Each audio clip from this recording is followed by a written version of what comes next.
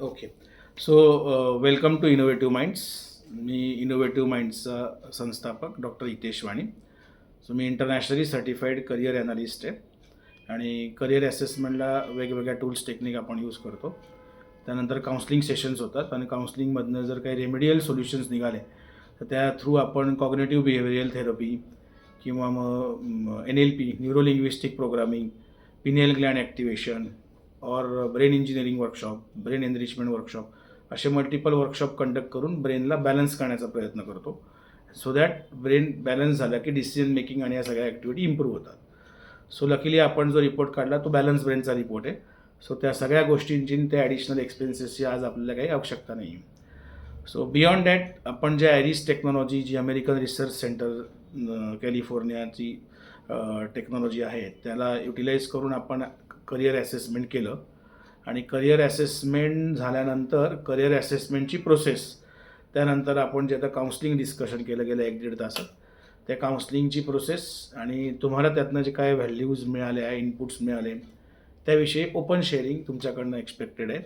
So first as a father किंवा वडील पितृ आपल्याकडनं सुरू करावं, नंतर आई शेअर करतील आणि मग आपण ह्याच्याकडे येऊ, मनस्वीकडे येऊ.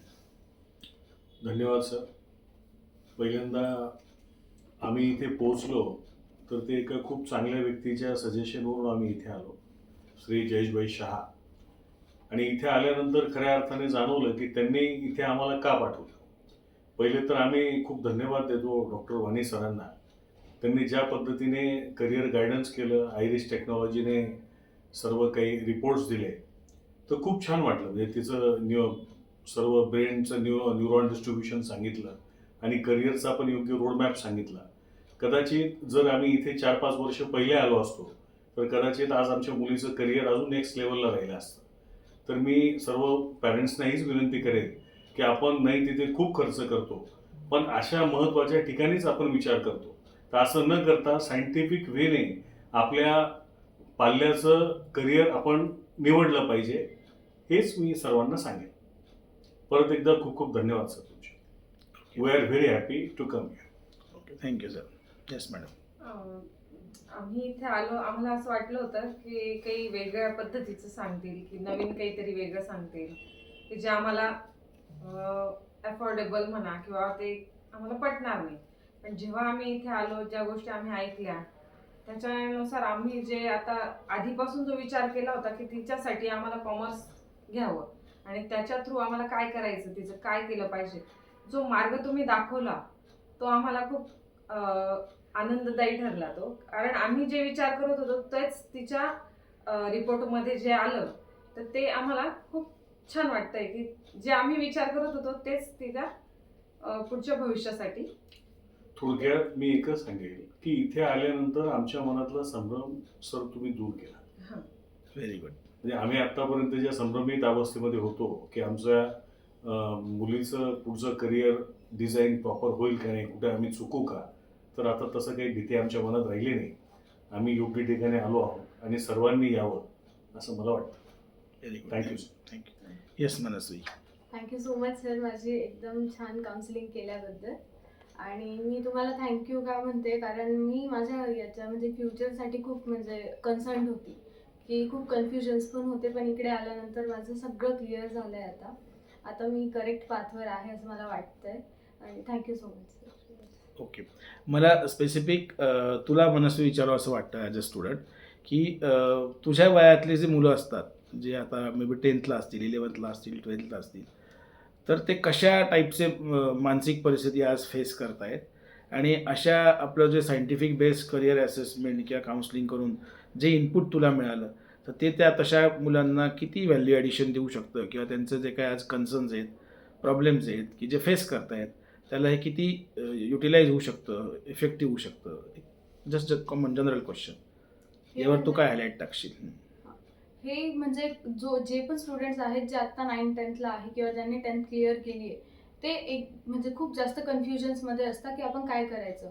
म्हणजे मेन म्हणजे फिअर काय असतं की करिअर आपलं रॉंग नको व्हायला, की आपलं म्हणजे इयर्स नको वेस्ट जायला वगैरे वगैरे.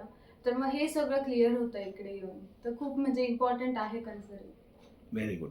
आता ह्यात तुझ्या रिपोर्टमध्ये काही पॉईंट असे निघाले की जे मी ब्रीफ करेल की जसं समजा चेस, तर चेस ही तुझी स्ट्रेंथ आहे, स्विमिंग ही तुझी स्ट्रेंथ आहे ॲज अ को करिक्युलर ॲक्टिव्हिटी, की जे तुला भविष्यात IPS म्हणून त्या ॲक्टिव्हिटी मदत करतीलच. पण इंडिपेंडंटली जर आजच्या आपण 10 वर्षापूर्वी किंवा काही इयर्स बिफोर हे इनपुट्स मिळाले असते, तर ॲज अ स्विमिंग किंवा ॲज अ चेस तू स्वतःला कुठं बघितलं असतं? IPS तर होणारच होती.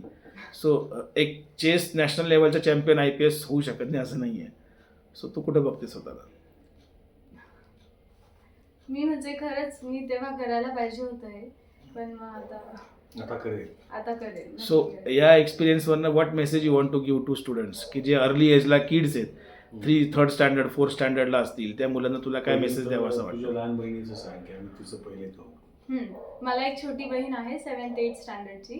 तर आम्ही सगळ्यात पहिले तिचं करू, कारण तिचं जितक्या लवकर आपण करू तेवढं लवकर तिची करिअर काउन्सिलिंगची तिला पण खूप नीड आहे, कारण तिचं पण फ्युचर सिक्युअर झालं पाहिजे आणि जितक्या लवकर आपण आपलं फ्युचर सिक्युअर करू तितकं आपल्यासाठी बेस्ट राहील. तर मग जितके पण छोटे स्टुडंट्स आहेत की बहुत ज्यांची 9th 10th क्लिअर झाली आहे किंवा अर्लियर एज, त्यांनी लवकरात लवकर काउन्सिलिंग करावी. खरंच खूप नीड So आहे. how is it helpful to students who are in earlier age, who are like now studying in maybe play group, nursery, 1st, 2nd, 3rd? Very so त्या point of view हे तुला कसं वाटतं? हे खरंच खूप helpful आहे, कारण नंतरचे डिसिजन्स रॉंग नाही होत. म्हणजे नंतर रिग्रेट्स करण्यापेक्षा म्हणजे पहिलेच करेक्ट डिसिजन्स घेतले तर नंतरचं पाथ क्लिअर राहतो. Very good. आणि दुसरं कसं असतं की जर समजा अर्ली एजला केलं आणि करिअर रोडमॅप क्लिअर असेल, समजा तुझं आज आपल्या 10 वर्षा आधी केलं असतं, एक एक्झाम्पल क्रिएट करतोय. So you may be A national level swimmer plus national level yoga किंवा नॅशनल इंटरनॅशनल लेवल तुझं चेस राहिलं असतं, IPS तर होणारच होतं, तो विषय नसता. So that area of topic जो आहे अर्ली एजचा, तो आज कुठेतरी स्किप झाला मिस झाला. तर तो मेसेज लहान मुलांना म्हणजे तिथं जर अर्ली एजला आज जर मुलांनी केलं की rather than waiting for 8, 9, 10th किंवा 11, 12th नंतर जेव्हा पुढे इंजिनिअरिंग करू, मेडिकल करू, आता अडकलो आहे, नंतर आपण सिलेक्ट करू, ह्यापेक्षा अर्ली केलं तर पूर्ण रोडमॅप फायनल होतो. पॅरेंट्सचे ह्यूज सेव्हिंग होतं, कारण त्यांना कुठेही रँडमली पैसे टाकण्याची, खर्च करण्याची गरज पडत नाही. आणि मुलांचं पण करिअर राईट पाथला IPS व्हायला काय काय लागतं लहानपणापासून जर क्लिअर असेल 3rd 4th स्टँडर्डपासून, तर तसं ते कल्टिवेट डेव्हलपमेंट अशा प्रकारे केली गेली जाते. सो आय वूड म्हणजे मी पण रिकमेंड करेल की although this is my profession, but this profession is a profession की जे कुठंतरी सेवाभावाकडे जातं आहे. आणि मी पण हायली रिकमेंड करेल की लाईक तू करून घेतलंस आणि यू बोथ म्हणजे क्वालिफाईड पॅरेंट्स आहात आणि ते तुम्हाला वाटलं की जयेश भाईंनी सांगितलं, पण तुम्ही पण तो विषय सिरियसली सिन्सिअरली घेतला आणि करून घेतला. तर मी पण अपील करेल की टू ऑल पॅरेंट्स आणि ऑल स्टुडंट्स की जेवढ्या अर्ली एजला हे असेसमेंट कराल तेवढं जास्त बेनिफिशियल होईल. आणि not for only students, even पॅरेंट्सने सुद्धा केलं तर ह्या करिअर असेसमेंटमधून subject selection, stream selection, extra curricular activities जशा निघतात किंवा इंटेलिजंट क्वेश्चन, क्रिएटिव्ह क्वेश्चन, असे ब्रेनचे 4 क्वेश्चन, त्याचं रिलेटेड ॲनालिसिस जशी इन्फॉर्मेशन मिळते, सिमिलरली इन्फॉर्मेशन त्याच रिपोर्टवरून आपण कॉर्पोरेट इन्फॉर्मेशन म्हणजे राईट पर्सन राईट जॉब, एक जे जॉब ओरिएंटेड आहेत त्यांच्यासाठी, आणि राईट पर्सन राईट बिझनेस की जे एंटरप्रेनरशिपकडे एंटर ऑलरेडी होत आहेत किंवा करतायत किंवा आहेत आणि कुठेतरी काहीतरी फेस करतायत किंवा पॅशन आयडेंटिफिकेशनसाठी. सो ऑल टुगेदर जीवनातला कुठलाही प्रॉब्लेम असो, या रिपोर्टमधनं आपण असेसमेंट करून त्यावरती काउन्सिलिंग करून राईट पाथ डिफाईन करू शकतो. So thanks for coming across. तुम्ही कुठून आलात? Satana. Thanks coming across from Satana to Nashik, आणि thanks for believing in innovative minds, and thanks for believing in me personally as a doctor Hitesh Vani. So thank you and all the best for your career Manasvi. आणि मी आता being इथ्रियन, तुम्ही पण इथ्रियन आहात, तर secret apply करतो की आफ्टर सर्टन इयर्स मी तुला IPS ऑफिसर लाल दिव्याच्या गाडीत आणि त्या सीटवर बघतोय. Okay, ask, believe and receive. Yes, thank you.